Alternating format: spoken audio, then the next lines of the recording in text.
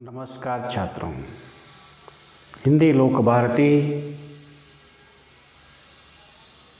कक्षा 10वीं पहली इकाई का 8वां पाठ गज़ल मानिक वर्मा द्वारा लिखित एक गज़ल का अध्ययन आज हम करने वाले हैं।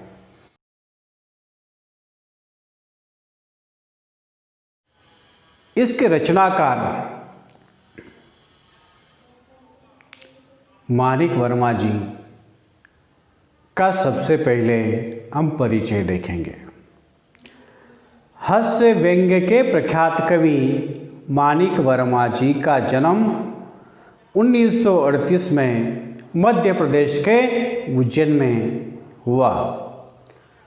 उनकी व्यंग्य भरी कविताएं घातक हथियार की तरह है और हास्य कविताएं गुदगुदी करती रुई की फावों की तरह है।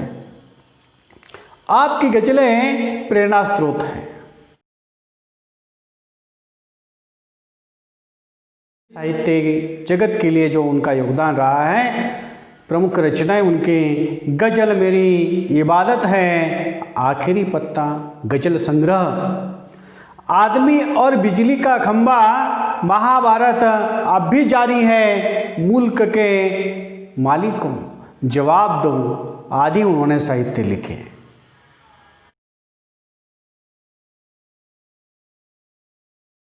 यह काव्य गज़ल विधा में लिखी गई गज़ल, गज़लकार ने इन गज़लों के माध्यम से विभिन्न प्रकार की भावनाओं को अभिव्यक्त किया है।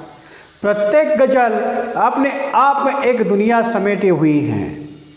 कोई गज़ल कर्मठता की ओर संकेत करती है तो कोई परपीड़ा का अनुभव कराती है। अपनी कमियों को दूर करके सच्चाई व संघर्ष पथ पर निरंतर गतिमान रहने के लिए गज़ल हमें प्रेरित करती है। मानिक वर्मा के अनुसार हमें जीवन को शानदार तरीके से जीते हुए दूसरों के लिए आदर्श रूप बनना चाहिए। अपने रूप रंग से सुंदर दिखने के बजाय हमें अपने कर्मों से सुंदर दिखना चाहिए। ये बात यहाँ पर मानिक वर्मा ने इस गज़ल के माध्यम से कही है।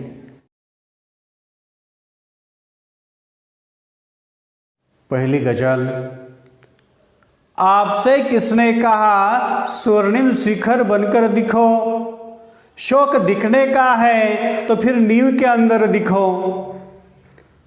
प्रस्तुत गज़ल के माध्यम से मानिक वर्मा जी ने ये बात हमारे सामने रखी है कि जीवन की सार्थकता सिर्फ स्वर्णिम शिखर बनने में नहीं है, बल्कि किसी शिखर की नींव बनने में भी है। ये बात हमारे सामने रखी है। गज़लकार मानिक वर्मा जी ने ये बात हमारे सामने रखी है कि बड़ी से बड़ी इमारत की ऊंचाई देखने में तो बहुत सुंदर दिखती है, लेकिन उसकी बुनियाद नींव के मजबूत पत्थरों पर टिकी रहती है। अंत हमें भी सदैव नींव का वह मजबूत पत्थर अर्थात आधार बनना चाहिए, जो कईयों को ऊंचाई तक पहुंचा सके और उसे संभाल सके, क्योंकि शिखर का अस्तित्व तभी तक है जब तक उसकी नींव सुरक्षित है। अक्सर हम कहते हैं मराठी में, पाया पक्का असेल तर इमारत ही भक्कम बांधता येते। नींव का अर्थ है, हम उसे पाया कहते हैं, मलबा, जमीन के अंदर का जो मलबा है, उनका ध्यान उस जमीन के अंदर के नींव की ओर कभी नहीं जाता। लोग तो शिखर को ही देखते हैं, शिखर की ही प्रशंसा करते हैं, लेकिन कवि ने, गज़लकार ने ये बात हमारे सामने रखी है कि उस जमीन के अंदर जो पत्थर हैं, जो मजबूत पत्थर हैं, ये आपने आपको जमीन के अंदर उन्होंने गाड़ कर लिया है। और तब जाकर इतनी भव्य इमारत बनी है, विशाल इमारत आपको दिखाई दे रही है। लेकिन ध्यान नींव की ओर नहीं जाता, शिखर की ओर जाता है। गजलकार ने यही बात हमारे सामने रखी है, जीवन की सार्थकता स्वर्णिम शिखर बनने में नहीं है, बल्कि शिखर की नींव बनने में भी जीवन की सार्थकता है। लेकिन लोग शिखर बनना चाहते हैं, नींव नहीं बनना चाहते। कवि ने, गजलकार ने यही हमें बात समझाने की कोशिश की है। चल पड़े तो गर्द बनकर आसमान में लिखो, और अगर बैठो कहीं तो मील का पत्थर दिखो।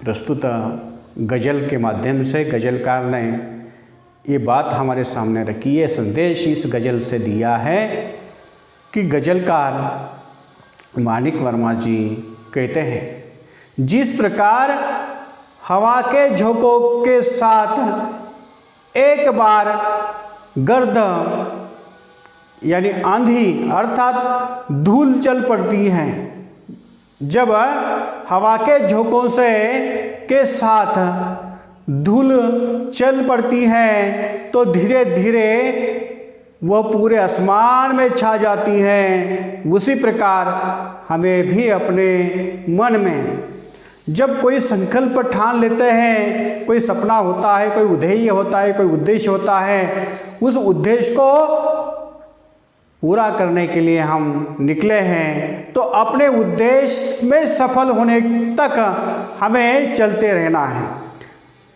रुकना नहीं है। चलने का नाम जीवन है, रुकने का नाम मृत्यु है। इसीलिए अपना उद्देश्य सफल करने के लिए हमें निरंतर चलना होगा, चलना चाहिए। यदि जीवन में किसी पड़ाव पर, जीवन में अपनी कोई मंजिल तक पहुंचने के लिए आपके उस रास्ते में अगर आपको कोई थकान आ जाती है या आप स्वेच्छा से ठहरना भी पड़ता है, तो हमें यहाँ पर गजलकार ने ये बात रखी, हमारे सामने रखी है, तो हमें मील की पत्थर की तरह बैठना चाहिए। मील का पत्थर, रास्ते पर जो मील का पत्थर होता है वह दिशा निर्देश करता है। जो मुसाफिर उस रास्ते से निकलते हैं, उन रास्ते से जाने वाले मुसाफिरों को वह सही संदेश देता है, सही रास्ता दिखाने का काम करता है। हम अपने चलते थोड़ी थकान भी आ जाती है और बैठे बैठे हमें उस मील के पत्थर की तरह कार्य करना है, कभी ना रुकना है। जीवन में इस प्रकार से कार्य करते रहना है। जिस प्रकार से मील का पत्थर सदियों से एक ही स्थान पर अटल रहते हुए रुका को पथ रास्ता दिखाने का काम करता है, उसी प्रकार हमें भी जीवन में कुछ ऐसा ही करना चाहिए जो आने वाली पीढ़ियों के लिए मील का पत्थर साबित हो सके।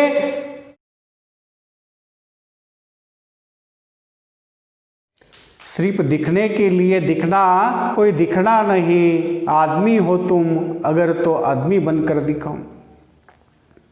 बहुत ही सुंदर गजलकार मानिक वर्मा जी ने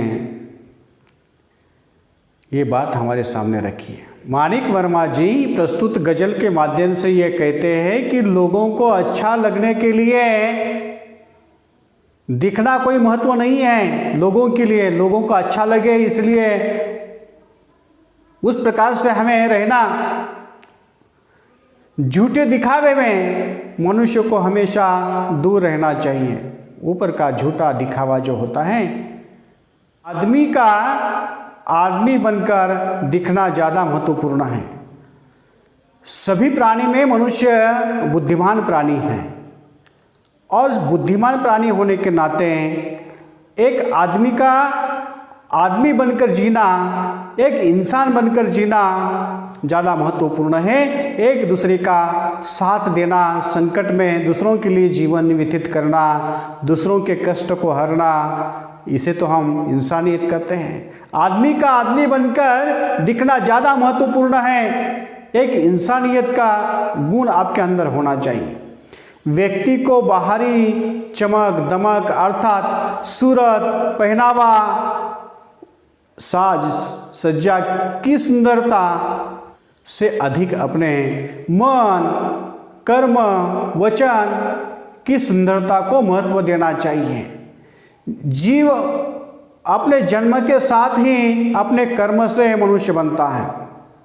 मनुष्य जन्म के साथ अपने कर्म से मनुष्य बनता है। कर्म अच्छा हो तो उसे हम मनुष्य कहते हैं। मनुष्यता के अंदर कर्म अच्छे होने चाहिए। जीव अपने जन्म के साथ ही अपने कर्म से मनुष्य बनता है। अन्य लोगों के प्रति सहयोग की भावना हमारे अंदर होनी चाहिए। हमारे अंदर परोपकार की भावना होनी चाहिए। मानवता का धर्म निभाना ही सच्ची मनुष्यता है। जो जिया न अपने लिए, वे जो इंसान दूसरों के लिए जीता है, दूसरों के लिए मरता है, वही मनुष्य है। जो जिया न अपने लिए, हमेशा दूसरों के लिए अपना जीवन व्यतीत करने वाला। मनुष्य का सच्चा कर्म और व्यवहार ही उसकी असली चेहरा है। ऊपर के रंग रूप ये जो झूठा दिखावा।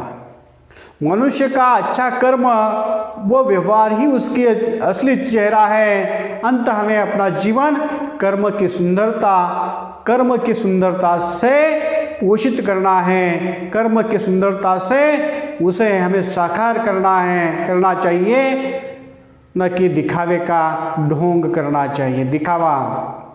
बाहरी दिखावा करने के बजाय हमारे अंदर के जो गुण हैं, मन, कर्म, वचन की सुंदरता को ज़्यादा महत्व यहाँ पर गजलकार ने दिया है।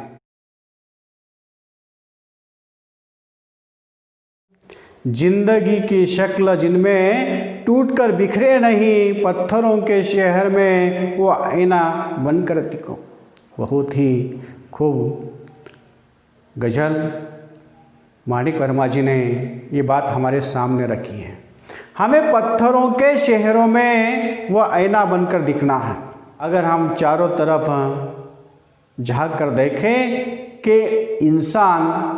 एक इंसान दूसरे इंसान की किस प्रकार से नफरत करने लगा है। किसी के अंदर हमें संवेदना दिखाई नहीं दे रही है, जिनमें जिंदगी की कोई शक्ल टूट कर न बिखरे। यहाँ पर कवि ने ये बात हमारे सामने रखी है कि ऐसे पत्थर दिल वाले इस दुनिया में आईना बनकर हमें जीना है।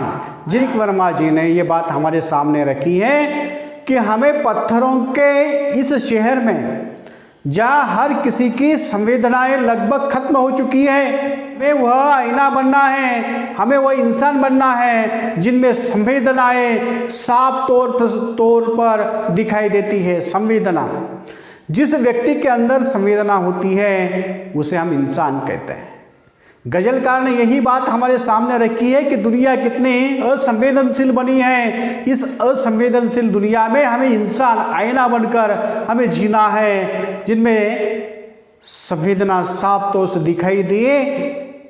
ऐसा हमें दुनिया के सामने प्रस्तुत होना है।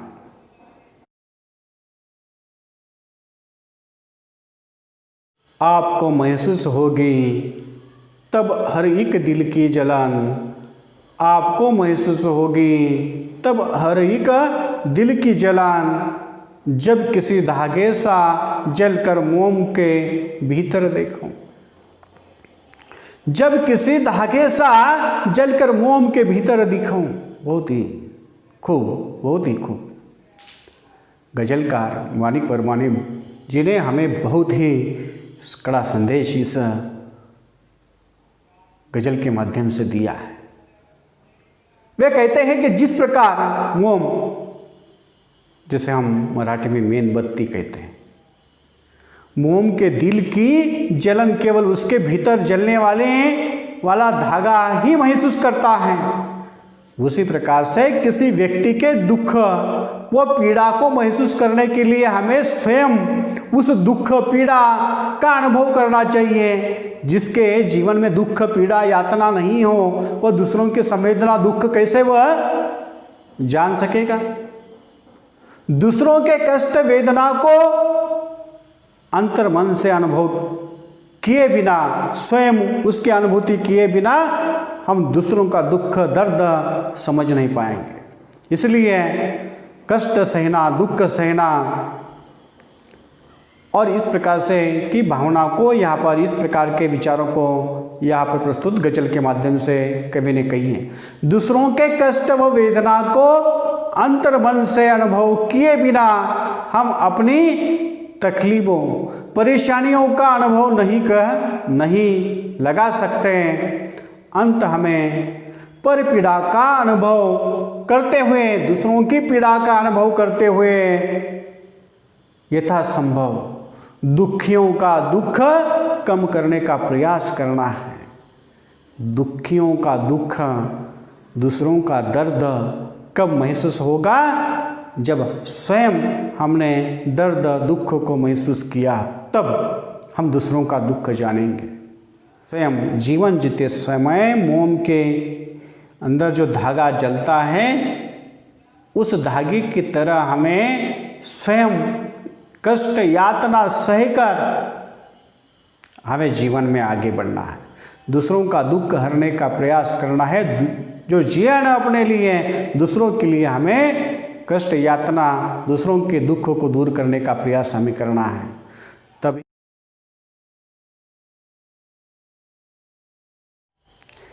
एक जुगनू ने कहा मैं भी तुम्हारे साथ हूँ। एक जुगनू ने कहा मैं भी तुम्हारे साथ हूँ, वक्त की इस धुंध में तुम रोशनी बनकर दिखो। एक जुगनू ने कहा मैं भी तुम्हारे साथ हूँ, वक्त की इस धुंध में तुम रोशनी बनकर दिखो। प्रस्तुत गजल के माध्यम से मानिक वर्मा जी ने ये बात हमारे सामने रखी है।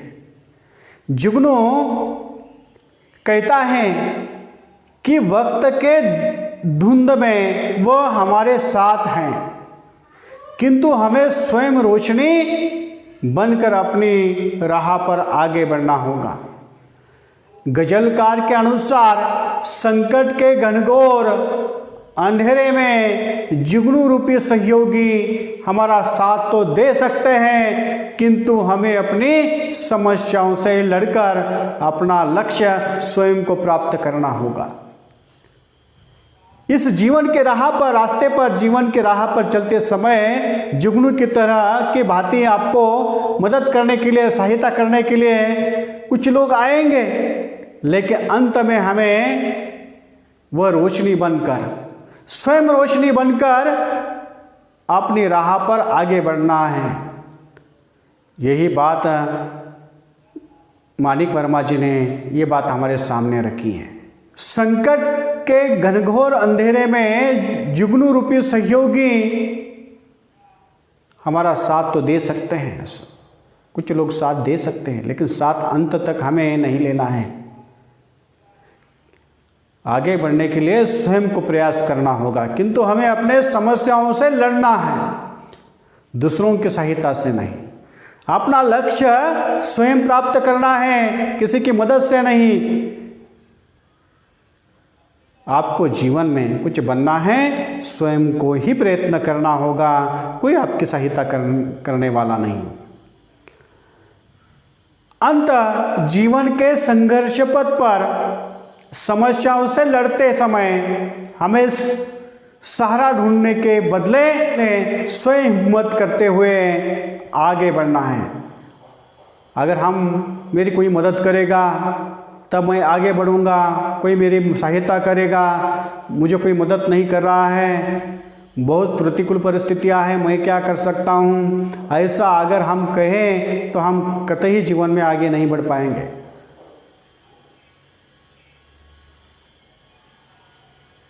कि जब तक आपको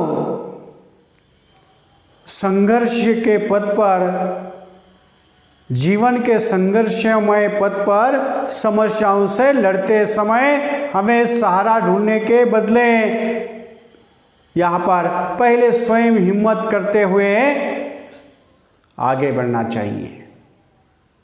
आगे बढ़ना होगा तभी कोई सहायता भी हमारी सहायता करने में सक्षम होगा, नहीं तो दूसरा कोई मेरी सहायता करेगा तब मैं आगे बढ़ूंगा। आप प्रयास तो करो, प्रयत्न करने के लिए निकले हैं, हिम्मत के साथ आप कार्य करने लगेंगे तब कोई आपकी सहायता करने के लिए आएगा, तब कोई सहायता करने के लिए आगे बढ़ेगा। ऐसा कर हम अपने पीछे की पीढ़ी के लिए एक मार्गदर्शक, प्रेरणा स्रोत बन सकते हैं। कोई होशियार होनहार विद्यार्थी हो, गरीब है लेकिन उसमें बौद्धिक क्षमता अधिक है, बहुत प्रयत्न करता है, मेहनत करता है, लेकिन परिस्थितियाँ उसके खिलाफ हैं और उन्होंने अच्छे अंक प्राप्त की, उसे वैद्य के प्रवेश को मिलने वाला है लेकिन उसके पास पैसे नहीं है। ऐसे समय समाज के लोग उसकी सहायता करेंगे, लेकिन आपको स्वयं प्रयत्न करना होगा। प्रयत्न करके आगे बढ़ेंगे, आप स्वयं प्रयत्न करके सक्षम बनेंगे तो दूसरे लोग आपकी सहायता के लिए आगे बढ़ेंगे। आप दूसरों की अपेक्षा करेंगे, सहायता की अपेक्षा करेंगे और तब संकटों का सामना करने के लिए सोचेंगे, ये कतई नहीं होगा। एक मर्यादा बनी है हम सभी के वास्ते, गर तुम्हें बनना है मोती सीप के अंदर दिखो। प्रस्तुत गजल के माध्यम से माणिक वर्मा जी ने ये बात कही है कि हर किसी के लिए एक मर्यादा निर्धारित की गई है, हर प्राणी के लिए मर्यादा है। व्यक्ति अपनी मर्यादा का पालन कर उसी प्रकार अपना सर्वोत्तम प्राप्त कर सकता है। मर्यादा में रहकर आपके जीवन का सर्वोत्तम ध्येय वो प्राप्त कर सकता है। जिस प्रकार शिव के भीतर अर्थात अपनी मर्यादा में रहकर मोती एक नगण्य कण से परिवर्तित होकर बहुमूल्य रत्न बन जाता है, अंत हमें अपनी मर्यादा का सदैव पालन करते हुए जीवन में सफल बनना है, आगे बढ़ना है।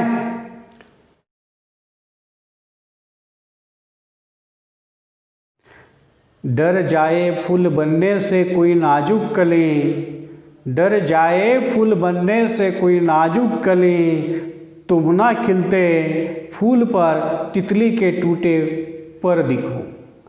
तुम ना खिलते फूल पर तितली के टूटे पर दिखो। प्रस्तुत गजल के माध्यम से माणिक वर्मा जी ने यह बात हमारे सामने रखी है।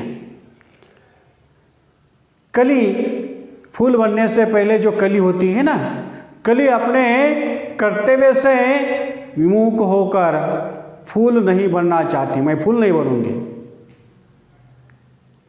क्योंकि फूल बनने के बाद जो उसके सामने जो खतरे हैं और खतरों के डर से वह कली ने कहा कि मैं फूल ही नहीं बनना चाहती। तो इसका तात्पर्य यहाँ पर गजल में कारण ही बताया है, क्योंकि वह कली संघर्ष से डरती है, जीवन के संघर्ष से डर रही है। तुम्हें कली से फूल बनने के इस थोड़े से संघर्ष से नहीं घबराना चाहिए, डरना चाहिए, घबराना है। कली को फूल बनने के लिए का ये जो संघर्ष है, छोटा सा संघर्ष, इस छोटे से संघर्ष से नहीं घबराना चाहिए, क्योंकि फूल बनने का संघर्ष तो बहुत कम है। तुम्हें तो तितली के टूटे पर की भांति दिखना चाहिए। टूटे पर जो तितली के अथाह संघर्ष को दर्शाता है। यह कवि ये संदेश देना चाहते हैं कि हर किसी का जीवन संघर्ष से भरा है। कोई भी ऐसा जीव नहीं है कि उसका जीवन सहज रूप से है।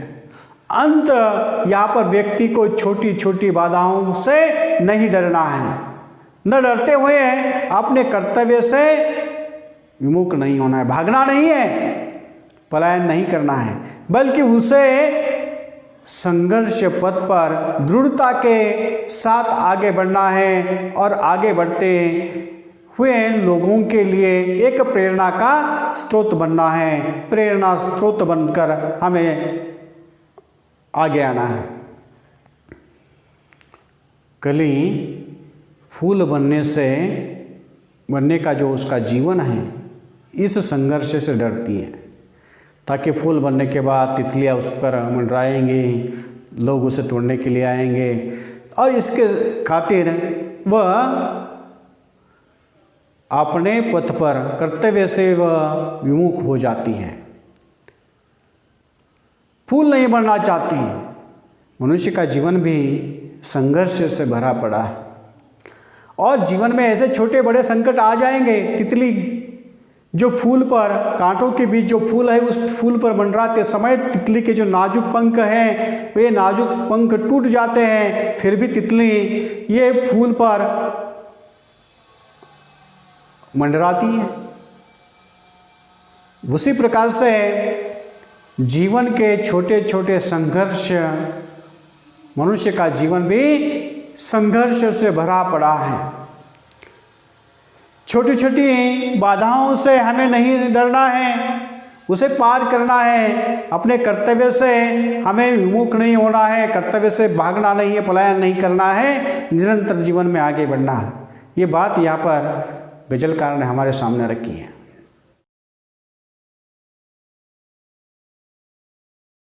ऐसी शक्ल तो मुझको दिखे इस भीड़ में, कोई ऐसी शक्ल तो मुझे दिखे इस भीड़ में, मैं जिसे देखूं उसी में तुम मुझे अक्सर दिखो। कोई ऐसी शक्ल तो मुझको दिखे इस भीड़ में, मैं जिसे देखूं उसी में तुम मुझे अक्सर दिखो। इस प्रस्तुत गजल के माध्यम से माणिक वर्मा जी ने ये बात हमारे सामने रखी है कि उसे दुनिया की इस भीड़ में एक ऐसे सच्चे चेहरे की तलाश है। आज हम दुनिया कितनी बदल चुकी है, आज किसी पर किसी का विश्वास नहीं रहा है। जो सत्कर्मों की राह पर चलते हुए दुनिया के लिए एक आदर्श प्रस्तुत करे, ऐसा इस दुनिया के, इस समाज में ऐसा व्यक्ति की तलाश लेखक कवि यहाँ पर कर रहे हैं, गजलकार। जो सत्कर्मों की राह पर चलते हुए दुनिया के लिए एक आदर्श प्रस्तुत करें, उसे देखने के बाद गजलकार को हर व्यक्ति में उसी की झलक दिखाई दे, अर्थात हर कोई उससे प्रेरित होकर प्रेरणा लेकर उसी के दिखाए राह पर चले। ऐसा इस दुनिया में भीड़ में ऐसा चेहरे की तलाश गजलकार को है। अगर आप दुनिया में ऐसे भीड़ में गजलकार की तलाश का चेहरा बनना चाहते हैं तो सत्कर्मों की राह पर चलते हुए दुनिया के में एक आदर्श प्रस्तुत आपको करना होगा, दुनिया के सामने आदर्श प्रस्तुत करना होगा। तब आपको ये गजल का जो सपना है वो पूरा हो जाएगा।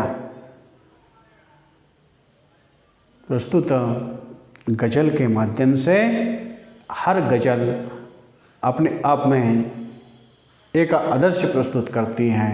बड़ा ही सुंदर वर्णन, जीवन जीने की कला ये गजल हमें सिखाती हैं।